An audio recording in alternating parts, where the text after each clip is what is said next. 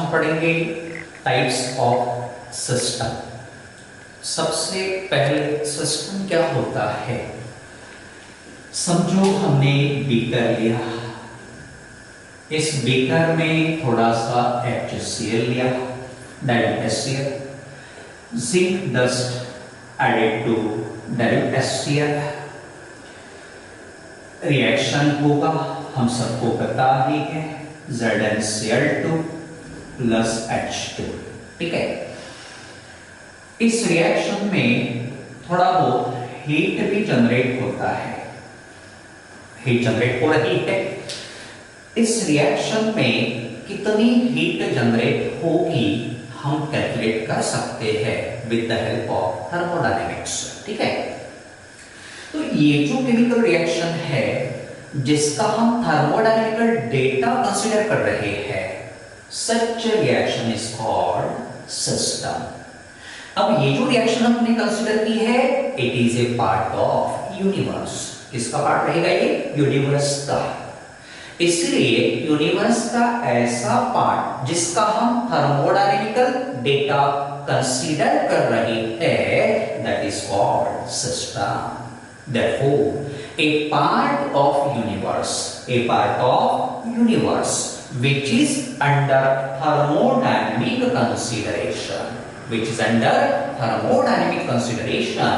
is known as system. A part of universe which is under thermodynamic consideration is known as system. ठीक, universe के बारे में हमने इसके पहले एक्सप्लेन किया है कंसेप्ट्स इन थर्मोडायनेमिक्स में। आपको वीडियो देख लेंगे, वहां आपको पता चल जाएगा एग्जैक्टली यूनिवर्स है क्या। तो सिस्टम का डेफिनेशन हमने एक्सप्लेन किया है। अब देखते हैं सिस्टम कितने प्रकार के होते हैं। तो 3 प्रकार के सिस्टम्स हम थर्मोडायनेमिक्स में यूज करते हैं। पहला रहेगा ओपन सिस्टम। अब ओपन सिस्टम का मतलब क्या होगा? एग्जांपल यही हम लेंगे, केमिकल रिएक्शन हमने कैरी आउट किया है इन ओपन कंटेनर। जब हम ओपन कंटेनर में केमिकल रिएक्शन को कैरी आउट करेंगे, व्हाट विल हैपन हियर? आपको दिख रहा यहां पे हाइड्रोजन गैस लिबरेट हो रही है, वो इस सिस्टम से। बेटा दिस इज अ सिस्टम, तो इसको हम क्या कहेंगे? ये क्या रहेगा? सराउंडिंग रहेगा। क्या रहेगा? ये सराउंडिंग। ठीक है, तो इस प्रकार से देखिए यहां पे ये सिस्टम कहलाएगा और ये सराउंडिंग रहेगा। सिस्टम से हाइड्रोजन गैस निकलेगा, कहां चला जाएगा? सराउंडिंग में। अब गैस एक्सचेंज हो रहा, ट्रांसफर हो रहा, इसलिए हम क्या कहेंगे? Matter is exchanged between system and surrounding. Hydrogen gas transfer हो रही है फ्रॉम सिस्टम टू सराउंडिंग, इसलिए हम कहेंगे कि matter is exchanged between system and surrounding. साथ में ही इस रिएक्शन में हीट भी निकल रही है। सिस्टम से हीट निकलेगी, कहां चली जाएगी? सराउंडिंग में। Heat is also exchanged here between system and surrounding. तो अब यहाँ पे क्या क्या एक्सचेंज हो रहा? Energy and matter. It is nothing but the form of energy. ठीक है ना? तो कौन कौन ट्रांसफर हो रहा है यहाँ पे? देखिए एनर्जी एंड मैटर ट्रांसफर हो रहा। कहां से कहां? फ्रॉम सिस्टम टू सराउंडिंग, या सराउंडिंग से सिस्टम में भी ट्रांसफर हो सकता है। In this way, a system which exchanges both energy and matter with the surrounding is known as open system. दूसरा एग्जांपल हम कंसीडर करेंगे। कप लिया, ओपन कप, इसमें हम कॉफी लेंगे, हॉट कॉफी टेकन इन एक ओपन कप। ठीक है, देन इसको हम क्या कहेंगे? तो this is considered to be system. ये क्या रहेगा? सिस्टम रहेगा। और इसको हम क्या कहेंगे? सराउंडिंग कहेंगे। ठीक है, अब क्या होता है? हॉट कॉफी या हॉट टी आप जो भी लेंगे, हॉट वाटर लीजिए, हॉट कॉफी लीजिए, हॉट टी लीजिए, चलेगा। इसमें से भाप बाहर निकलती है, वेपर्स बाहर निकलती दिखाई देती है। ये वेपर्स मतलब क्या है? मैटर। कहां जा रहा है? सराउंडिंग में मैटर चला गया। कॉफी पीते समय समझो आपके मम्मी ने आपको आवाज दी, आप क्या करोगे? कॉफी वैसे रखोगे, फर्स्ट मम्मी की तरफ चले जाओगे। मम्मी कुछ काम बताएगी, हो सकता है काम कंप्लीट होने के बाद आप फिर से वापस आओगे। उतने समय में क्या होगा? ये कॉफी ठंडी होती है, आपने ऑब्जर्व किया होगा। ठंडी क्यों होती है? क्योंकि इस कॉफी से एनर्जी ट्रांसफर की जाती है। कहां जाएगी एनर्जी? सराउंडिंग में। मतलब जब हम हॉट कॉफी, हॉट टी इन्हें ओपन कप लेते हैं, उस समय इस सिस्टम से एनर्जी और मैटर दोनों एक्सचेंज होते हैं। Hence, this is an example of open system. Therefore, a system which exchanges both the energy and matter with the surrounding is known as open system. Example कौन से रहेंगे? देखिए जरा, chemical reaction carried out in open container, hot tea taken in open cup, then plants, animals, human beings, ये सब क्या रहेंगे? Open system के एग्जाम्पल्स रखेंगे। अब सेकंड लेते हैं क्लोज्ड सिस्टम। फिर से हम वही एग्जांपल लेते हैं। हॉट कॉफी हमने ली है, भरी है, किसमें? कप में। But now this cup is covered with A saucer. Cup को सॉसर से हमने ढक लिया है। ढकने के कारण क्या होगा? यहां से वेपर्स बाहर निकलेगी क्या? Is it possible? नहीं। वेपर्स बाहर नहीं निकल रही, मतलब मैटर एक्सचेंज होगा क्या? नहीं। तो यहां matter exchange does not take place. लेकिन चाय ठंडी हो सकती है, कॉफी ठंडी हो सकती है। ठंडी हो रही मतलब क्या होगा? एनर्जी एक्सचेंज पॉसिबल है। तो जहां सिर्फ एनर्जी एक्सचेंज होती है, मैटर एक्सचेंज नहीं होता, that the system called closed system. Therefore A system which exchanges only energy and not the matter with the surrounding is known as closed system. ठीक है? एग्जाम्पल कौन सा रहेगा? Hot T, hot water, hot coffee taken in A sealed beaker or closed vessel. Closed beaker, chemical reaction carried out in a closed vessel. ये सभी example close system के रहेंगे। Third लेते हैं आइसोलेटेड। अब आइसोलेटेड का एग्जाम्पल कौन सा रहेगा? देखिए, जब भी हमारे कोई रिलेटिव हॉस्पिटल में एडमिट रहते हैं, हम उन्हें देखने के लिए जाते हैं हमारे पेरेंट्स के साथ। हमारे पेरेंट्स भी क्या करते हैं? उनके लिए फ्रूट्स, बिस्किट्स, टी वगैरह साथ में लेके जाते हैं। अब ये चाय या कॉफी जो भी हम लेके जाएंगे, वो किसमें भर के लेके जाते हैं? थर्मोस। आपने ऑब्जर्व किया होगा। समझिए थर्मोस है, इस थर्मोस में हम चाय या कॉफी लेके जाते हैं। ठीक है? अब थर्मोस में ही क्यों भरते हैं? कोई दूसरा केटली या और कोई ऐसा पॉट हम यूज क्यों नहीं करते हैं चाय ले जाने के लिए? तो थर्मस में भरने का काम ये है, ये चाय या कॉफी कैसे रहेंगे? गर्म रहेगी। गर्म रहेगी क्यों? क्योंकि यहाँ थर्मस में इंसुलेटेड मटेरियल लगा होता है। कैसा मटेरियल रहेगा? इंसुलेटेड मटेरियल लगा होता है। इंसुलेटेड मटेरियल होने के कारण क्या होगा? यहां से गर्म चाय जो रहती है, यहां से एनर्जी, बेटा ये सिस्टम कहलाएगा। ये क्या है? सिस्टम। इसको हम सिस्टम कहेंगे, सिस्टम कहेंगे। ये क्या रहेगा? सराउंडिंग रहेगा। तो इंसुलेटेड मटेरियल होने के कारण यहां से एनर्जी सराउंडिंग में जा नहीं पाएगी। Energy exchange is not possible. यहां थर्मोस में ढक्कन लगा है, वेल स्टॉपर्ड थर्मोस है, इसलिए यहां से मैटर भी ट्रांसफर नहीं हो पाएगा। मतलब अब देखिए यहां कुछ भी एक्सचेंज नहीं हो रहा, system called isolated system. Therefore A system which exchanges neither energy nor matter with the surrounding is known as isolated system। कुछ भी एक्सचेंज नहीं होगा मैटर और एनर्जी को आइसोलेटेड सिस्टम से कहेंगे। एग्जांपल कौन सा रहेगा? Hot coffee, hot tea taken in thermos flask. Day to day life में हम रेफ्रिजरेटर यूज करते हैं, आइसोलेटेड सिस्टम का एग्जांपल रहेगा। या chemical reaction carried out in a well insulated flask, chemical reaction carried out in a well insulated flask is an example of isolated system। Thank you।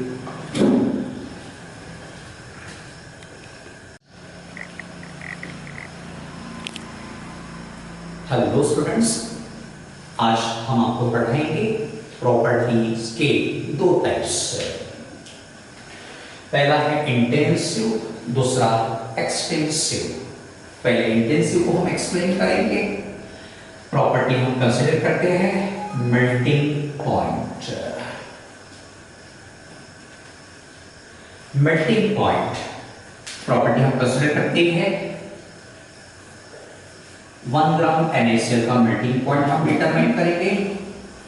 समझो 800 degree Celsius मिल रहा, फिर 2 ग्राम NaCl का melting point हम separately determine करेंगे, कितना मिलेगा? 1 ग्राम के लिए 800 डिग्री सेल्सियस है, तो 2 ग्राम NaCl के लिए मेल्टिंग पॉइंट कितना मिलेगा? 800 डिग्री सेल्सियस। मतलब देखो इधर से इधर अमाउंट बढ़ गया, 1 ग्राम का 2 ग्राम लिया हमने, अमाउंट बढ़ गया, बट मेल्टिंग पॉइंट सेम है। इसका मतलब melting point does not depend on amount of substance। Such a property is known as intensive property। The property which is independent of amount of substance present in a system is known as intensive property। कैसे रहेगी ये property? Independent of amount of substance. Examples कौन से रहेंगे? एक तो melting point दिख रहा, दूसरा है boiling point, then freezing point, then viscosity, surface tension, refractive index,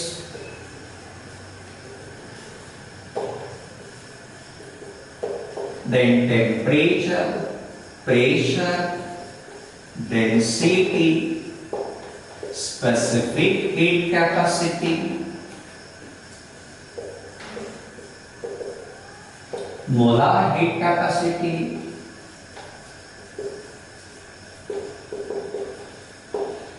all belong to the class type intensive property। सभी एग्जांपल्स ही आपको याद रखने हैं, कॉम्पिटिटिव एग्जाम्स में एग्जांपल्स ही पूछे जाते हैं। देन नेक्स्ट हम लेंगे एक्सटेंसिव प्रॉपर्टी।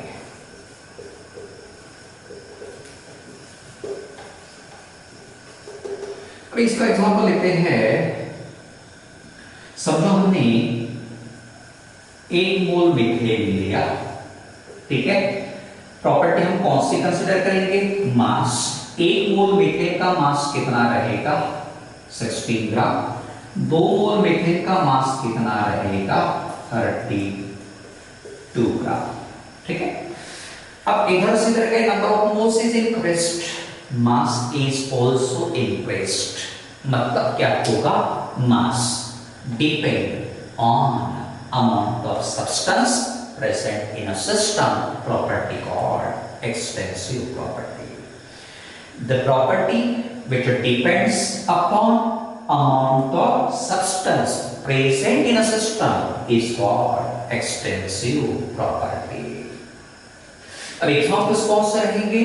मास, area, volume, enthalpy, internal energy,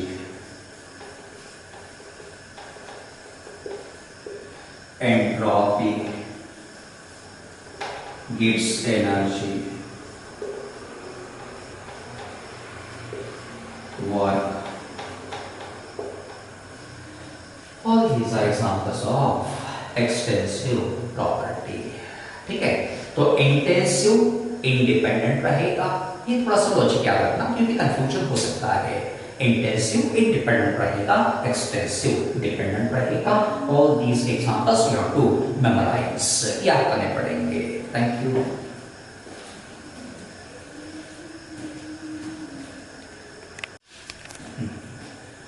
hello students, अभी हम पढ़ेंगे स्टेट ऑफ ए सिस्टम. वैसे सिस्टम का डेफिनेशन इसके पहले हमने एक्सप्लेन किया है, आप वीडियो देख सकते हैं. सिस्टम का मीनिंग पता चल जाएगा आपको. सिस्टम यूनिवर्स का ऐसा पार्ट है which is under thermodynamic consideration. System universe का ऐसा पार्ट रहेगा जिसका थर्मोडायनेमिकल डेटा हम कंसीडर करेंगे. अब ये स्टेट क्या है एग्जैक्टली? तो देखिए, थर्मोडायनेमिक्स में सिस्टम को डिस्क्राइब करते समय 4 प्रकार की प्रॉपर्टीज को यूज किया जाता है. Temperature, pressure, volume, number of moles. कौन सी 4 प्रॉपर्टीज को हम यूज करेंगे? Temperature, pressure, volume and number of moles. In properties को कहना थर्मोडायनेमिक और मैक्रोस्कोपिक प्रॉपर्टीज. जब इन चारों का वैल्यू हम देखेंगे तो हमें एक सेट मिलेगा. This set is known as state of system. Therefore set of values of thermodynamic properties. Set of values of thermodynamic properties of a system is known as state of system. अब देखिए, समझो हमने पहला set लिख लिया T1, P1, V1, M1. ये पहला set हमें मिल गया ना. इसको हम कहेंगे इनिशियल स्टेट. क्या कहेंगे? Initial state. बाद में समझो इनमें से कोई एक प्रॉपर्टी का वैल्यू बदलता है तो भी हमें सेकंड सेट लिखना पड़ेगा. T2, P2, V2, N2. This second set is known as final state of a system. तो देखो, जो पहला सेट हम लिखेंगे इनिशियल स्टेट कहलाएगा, दूसरा सेट लिखेंगे फाइनल सेट कहलाएगा. मतलब thermodynamics considers only initial and final state. Thermodynamics क्या कंसीडर करेगा? Initial and final state. Already explain in limitations. आप देख सकते हैं लिमिटेशन का वीडियो. उसके बाद हम नेक्स्ट टर्म लेंगे स्टेट फंक्शन. अब स्टेट फंक्शन का एक एग्जांपल लेते हैं. समझो ये 4th फ्लोर है और ये है ग्राउंड फ्लोर. 4th फ्लोर का हाइट हम कंसीडर करेंगे. समझो 50 फीट. ठीक है, आप सबको पता ही है 4th फ्लोर पे जाने के लिए कितने प्रकार के पाथ अवेलेबल होते हैं? 2. एक रहेगा स्टेयरकेस सीढ़ी, दूसरा रहेगा लिफ्ट. अब हम स्टेयरकेस या लिफ्ट कोई भी पाथ यूज करेंगे तो ये हाइट चेंज होगा या सेम रहेगा. क्या आपने कभी ऐसा सुना है कि आज मैं स्टेयरकेस से 4th फ्लोर पे आया, 50 फीट का डिस्टेंस या हाइट मैंने ट्रैवल किया. कल मैं लिफ्ट यूज किया था तो हाइट 40 फीट था. Is it possible? नहीं, ऐसा कभी हम नहीं कह सकते हैं. मतलब क्या होगा कि this height depends, it depends on initial state and final state. Ground floor और फोर्थ फ्लोर के बीच में जो डिस्टेंस रहेगा that is considered to be height. और समझो ये इनिशियल स्टेट है और ये फाइनल स्टेट है, तो इन दो स्टेट पे ही हाइट डिपेंड रहता। Therefore the function which depends on initial and final state of a system is known as a state function। ये फंक्शन किस पर डिपेंड रहेगा? Initial and final state. ऐसे फंक्शन को कहते हैं state function. For example temperature, pressure, volume, then internal energy या enthalpy, internal energy,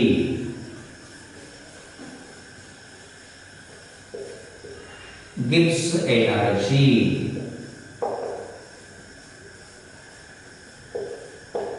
entropy,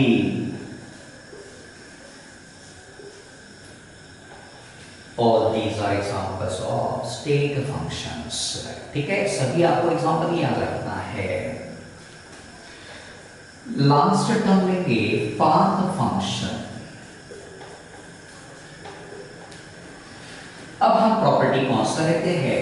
time. Time required to reach to this fourth floor. ठीक है, अब देखिए दो प्रकार के पास हम यूज करेंगे। पहला लिफ्ट, दूसरा स्टेयरकेस। बताइए जरा, दोनों पाथ से फोर्थ फ्लोर पे जाने के लिए लगने वाला टाइम सेम रहेगा या डिफरेंट रहेगा? सेम रहेगा। पक्का? नहीं, डिफरेंट रहेगा। लिफ्ट से कम समय लगेगा, स्टेयर से ज्यादा समय लगेगा। मतलब टाइम नाम की प्रॉपर्टी किस पे डिपेंड है? आप कौन सा पाथ यूज कर रहे हैं, लिफ्ट और स्टेयरकेस। तो ये जो प्रॉपर्टी है which depends upon path used is known as path function। A function which depends on path between initial and final state of system is known as path function। किस पे depend रहेगा ये? path between initial and final state। Examples कौन से रहेंगे? पहला heat, second example work. अच्छे से याद रखोगे, heat and work are the path functions.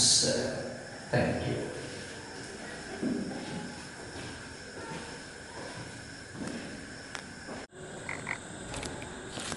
Hello students, आज हम पढ़ेंगे थर्मोडायनेमिक इक्विलिब्रियम।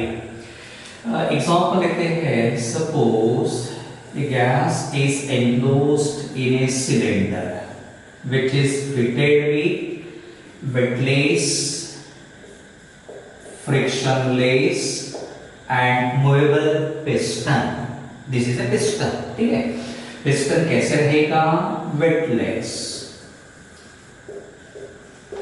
weightless का मतलब इसका वेट निग्लिजिबल रहेगा। then frictionless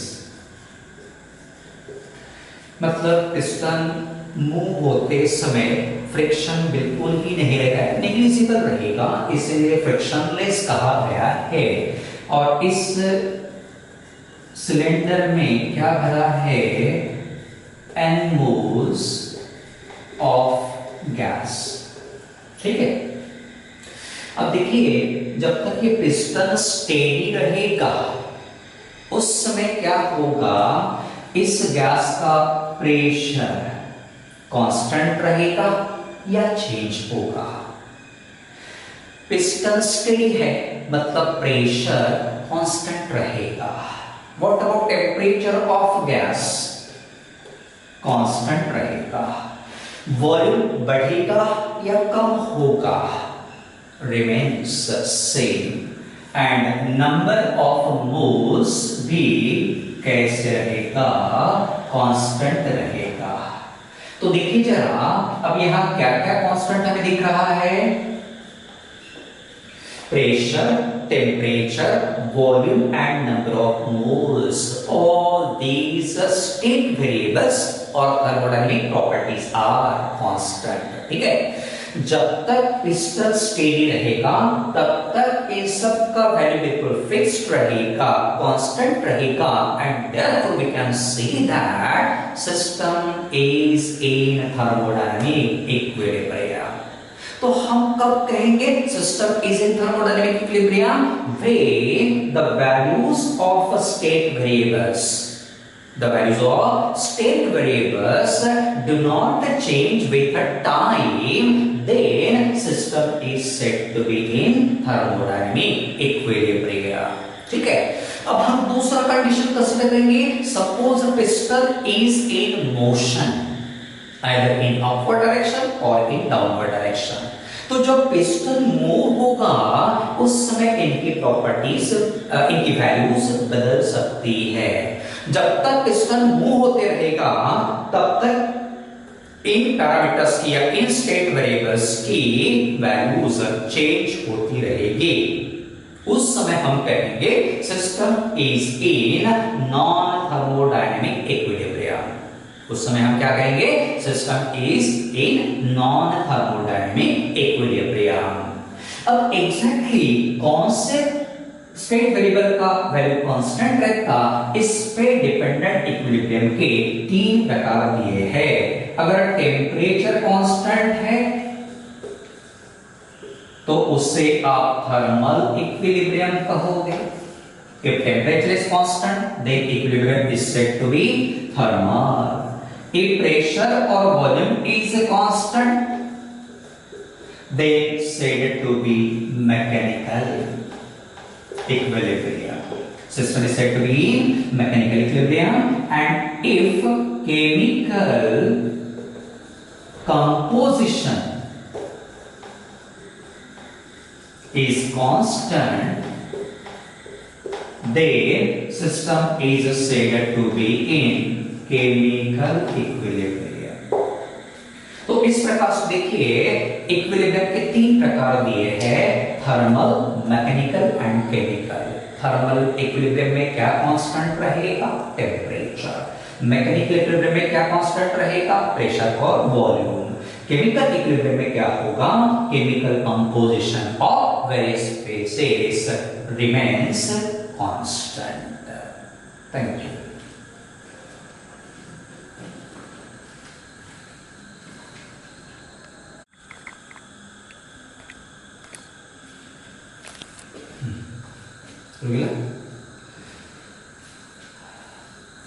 Now we are going to deal with process।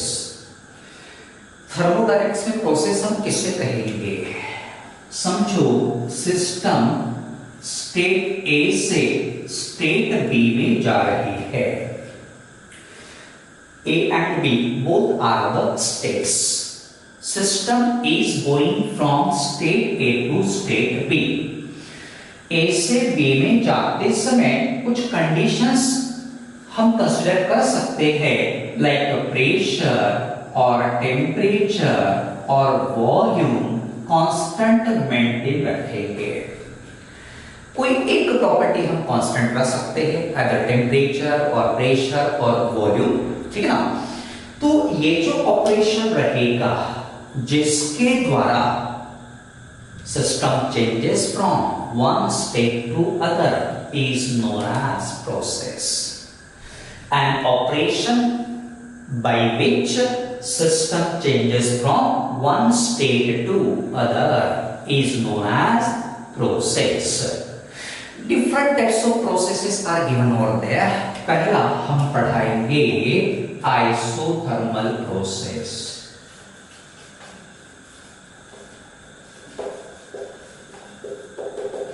अब आइसोथर्मल प्रोसेस में क्या होगा? एग्जांपल्स हम लेंगे। पहला एग्जांपल बॉइलिंग ऑफ वाटर लेते हैं। हमने बीकर में वाटर लिया, इसे हम बॉईल करेंगे। जब वाटर बॉईल होता है उस समय टेम्परेचर कितना मिलता है? आप सबको पता ही होगा, boiling point of water is 100 degree Celsius. ठीक है। नाउ से जब तक वाटर बॉइल होते रहेगा टेम्परेचर 100 डिग्री सेल्सियस फिक्स्ड रहेगा, कांस्टेंट रहेगा, though we are supplying the heat. हम हीट एनर्जी सप्लाई करेंगे, उसके बावजूद भी क्या होगा, बॉइलिंग वाटर का टेम्परेचर फिक्स्ड रहेगा, कांस्टेंट रहेगा। ठीक है, टेम्परेचर कांस्टेंट, देयरफॉर आइसोथर्मल। दूसरा एग्जांपल हम लेंगे, बीकर लेते हैं। बीकर में हम आइस क्यूब्स लेंगे, इन आइस क्यूब्स को हम मेल्ट करेंगे। मेल्ट कौन से टेम्परेचर पे होगा, 0 डिग्री सेल्सियस। आइस मेल्ट होता है at what temperature, 0 degree Celsius. तो आइस मेल्ट होते समय टेम्परेचर बिल्कुल फिक्स्ड रहेगा, कांस्टेंट रहेगा, and therefore process called isothermal. Hence remember well, in isothermal process temperature remains constant. क्या कांस्टेंट रहेगा, टेम्परेचर कांस्टेंट रहेगा। ठीक है, अब कुछ कैरेक्टरिस्टिक्स हम देख लेते हैं। देखिए, पहला कैरेक्टरिस्टिक कौन सा है, टेम्परेचर कांस्टेंट है तो डेल्टा टी कितना रहेगा, delta T stands for change in temperature. कितना रहेगा, ऑब्वियसली 0, टेम्परेचर कांस्टेंट है, वो change in temperature 0। Then internal energy भी कांस्टेंट रहती है। Internal energy is a function of temperature.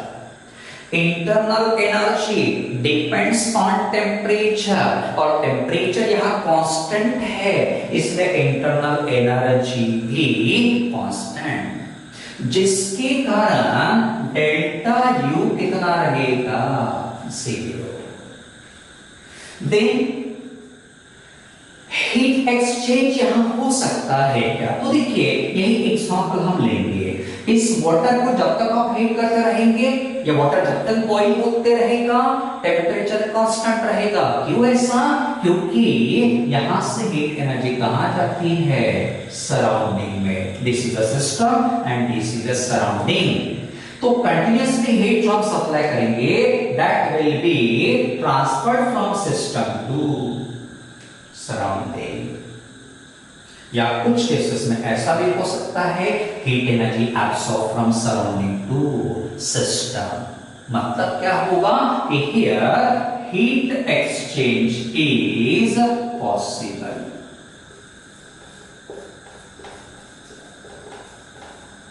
Heat exchange is possible. Since heat exchange is possible, system thermally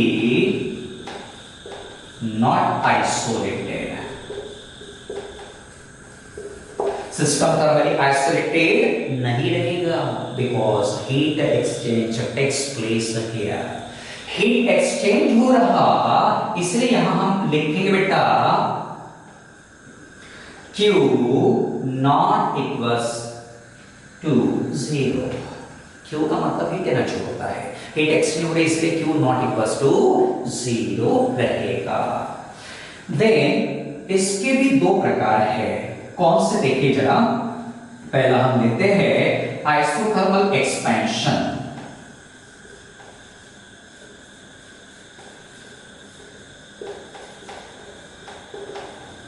isothermal expansion.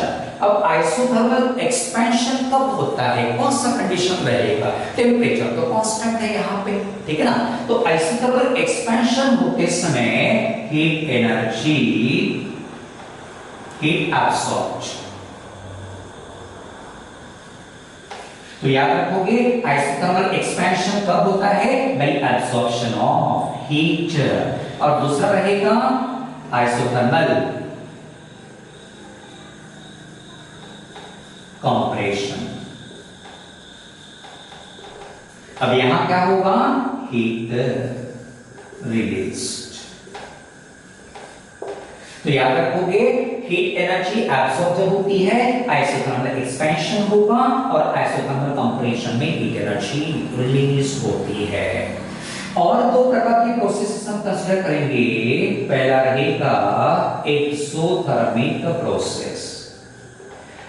एक्सो का मतलब क्या होगा? आउट, थर्म यानी हीट, तो यहां एक्जेक्टली क्या होगा?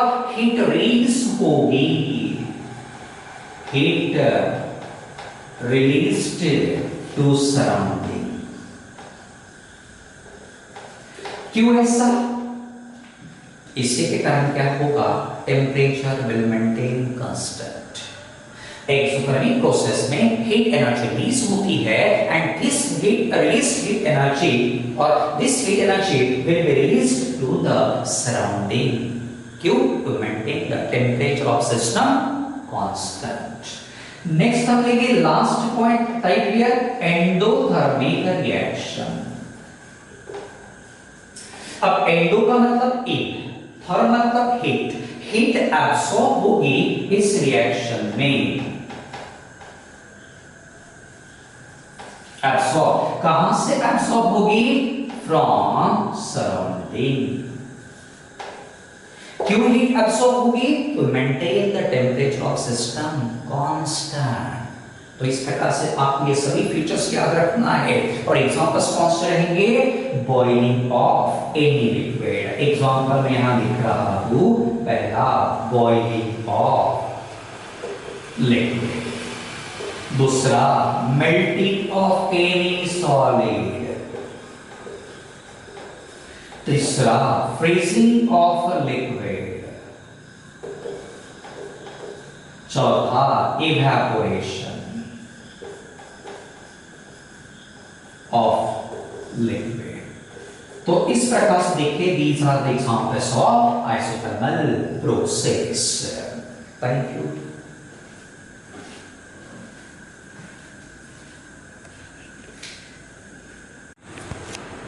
Hello students, now we will learn adiabatic process. Example हम लेंगे, suppose this is the thermos flask और वेल इंसुलेटेड फ्लास्क। वैसे आपको पता ही है, थर्मोस फ्लास्क में हम चाय रखते हैं। Suppose this flask is filled with the hot T.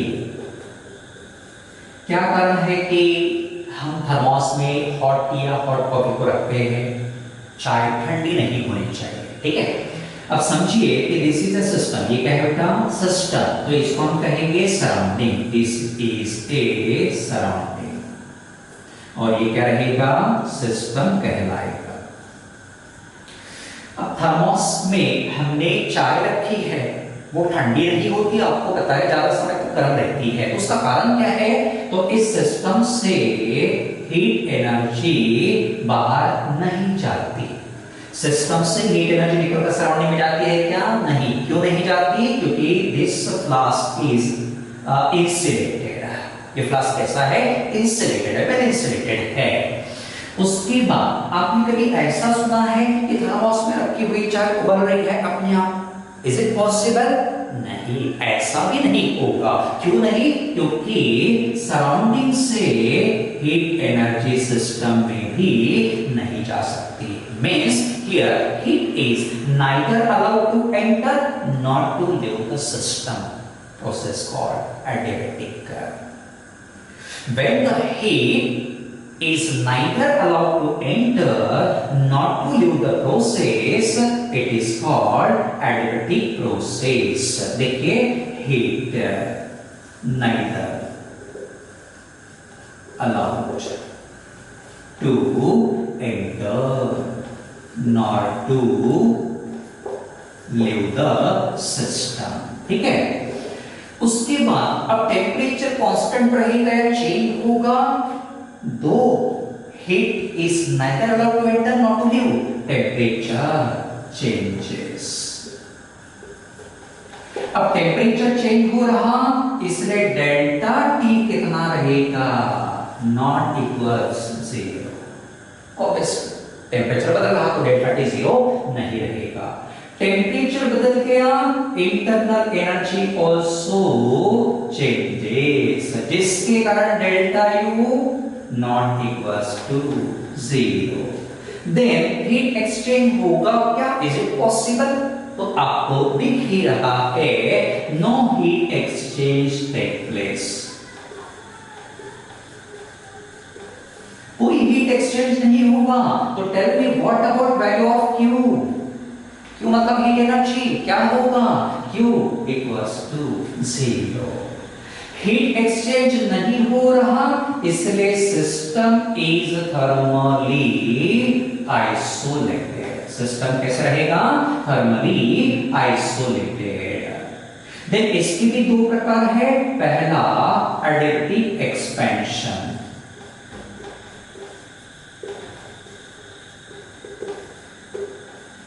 अब देखिए यहां क्या होगा, एडिटिव एक्सपेंशन किस प्रकार से होता है, एक्सपेंशन का मतलब वॉल्यूम बढ़ना, कंप्रेशन मतलब वॉल्यूम कम होना। अब यहां वॉल्यूम क्यों बढ़ेगा, प्रोसेस तो एडिटिव है, मतलब कोई हीट एक्सचेंज नहीं हो रहा, तो फिर एक्सपेंशन कैसे हो सकता है। तो इस केस में क्या होगा,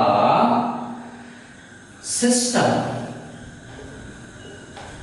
uses it's internal energy, system क्या करेगा, उसके खुद के इंटरनल एनर्जी को यूज करेगा, जिसके कारण सब्सटेंस का या गैस का क्या होगा, एक्सपेंशन होगा। सिस्टम खुद के इंटरनल एनर्जी को यूज कर रहा, इसका मतलब क्या होगा, इस प्रोसेस में internal energy decreases, temperature decreases, लेकिन किसका टेम्परेचर डिक्रीज होगा, सिस्टम का।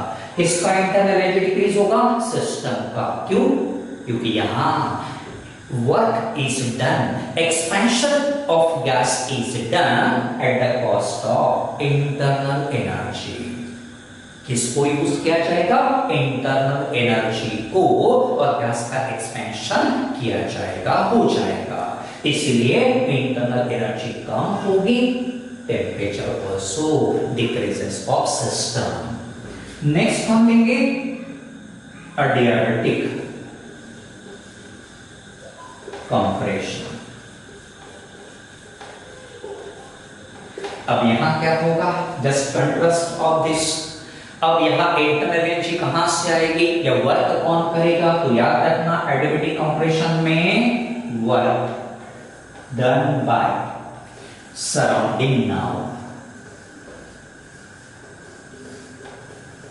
यहां वर्क किसने किया था बेटा, work was done by system, but here work done by surrounding, जिसके कारण क्या होगा, सराउंडिंग से हीट एनर्जी, ऐसे सराउंडिंग जो है वर्क सिस्टम पे करने के कारण क्या होगा, internal energy of system increases and therefore temperature of system also increases। तो आपको दोनों टाइप्स अच्छे से याद रखना है, exactly what will happen in a particular type पर, ठीक है। उसके बाद एग्जांपल्स कौन से रहेंगे, तो पहला एग्जांपल हम लेते हैं, फॉर एग्जांपल पहला reaction carried out in thermos flask, ठीक है। दूसरा जो इसका एग्जांपल आपको पता चलेगा कौन सा है, बर्स्टिंग ऑफ टायर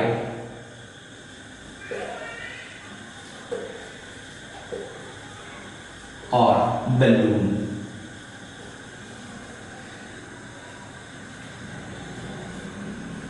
देखिए बलून को या टायर को समर में खास करके बस्टिंग ज्यादा होता है, तो टायर्स का बलून्स का बस्टिंग ज्यादा होने का कारण क्या रहेगा, इन समर आपको याद रखना है एडियाबैटिक एक्सपेंशन। मतलब क्या होगा, जो भी कोल्ड गैस हम बलून में भरेंगे या हवा के टायर में भरेंगे, वो कोल्ड गैस खुद के इंटरनल एनर्जी को यूज करके एक्सपैंड होगी, जिसके कारण क्या होता है, बस्टिंग होता है बलून का या टायर्स का। तीसरा एग्जांपल हम लेंगे बेटा, रेफ्रिजरेटर।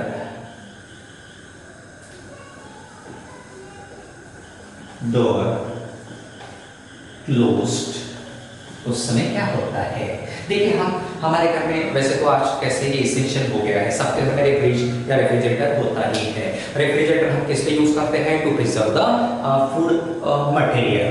अब रेफ्रिजरेटर में आपको सबको पता ही है खाना ठंडा रहता है या गर्म हो जाता है? तो खाना ठंडा रहता है जिसके कारण उसे प्रिजर्व किया जाता है। फिर ठंडा क्यों होता है? कूलिंग इफेक्ट किसके कारण होता है फ्रिज का? तो बेटा देखिए, जब रेफ्रिजरेटर डोर को हम क्लोज करते हैं उस समय उसका एडिटिव एक्सपेंशन होता है। क्या होता है गैस का? Additive expansion. जो भी गैस इसमें यूज किया जाता है उसका एडिटिव एक्सपेंशन होता, जिसके कारण cooling effect is observed. Why cooling effect is observed in refrigerator when the door is kept closed? Additive expansion के कारण कूलिंग इफेक्ट होता है, जिसके कारण फिर फूड मटेरियल, फूड आइटम्स जो भी रहते हैं सुरक्षित रहते हैं, प्रिजर्व किए जा सकते हैं। लेकिन यहाँ मिसकंसेप्शन है कि अगर हम रेफ्रिजरेटर का दरवाजा खुला रखेंगे, वो पूरा घर ठंडा होगा क्या? Is it possible? अगर ऐसे हो रहा था तो एसी यूज करने की आवश्यकता ही नहीं रहती, हम कुछ नहीं, फ्रिज का दरवाजा ओपन रखते थे, पूरा घर ठंडा होता था। ऐसा नहीं होगा। If you keep door of a refrigerator open, warming effect will take place. क्या होगा? वार्मिंग इफेक्ट होगा to isothermal compression, due to isothermal compression. तो आपको दोनों कंडीशंस याद रखना है। जब क्लोज रखेंगे तो क्या होगा, ओपन रखेंगे तो क्या होगा। इस प्रकार से एडिटिव प्रोसेस के बारे में आपको अच्छे से याद रखना है। Thank you.